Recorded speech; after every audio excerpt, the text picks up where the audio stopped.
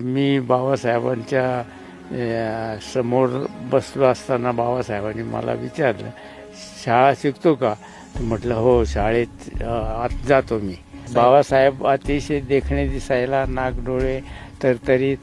बाबासाहेब ज्या दिवशी आले ना कोथरूडला, त्या दिवशी आलोट गर्दी झाली होती.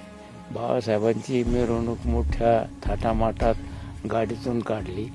बाबासाहेब नेहमी सुटाबोटातच दिसायचे, साध्या याच्यावर कधी दिसले नाही. बाबासाहेबांनी फार मोठे उपकार केले समाजावर. इतका जसा असा कोणी सापडणार नाही.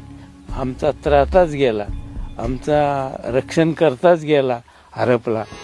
7 कोटीचा प्रकाश गेला, झाली जीवाची लाही. भीमा पाठी या जगात आता वाली उरलेला नाही.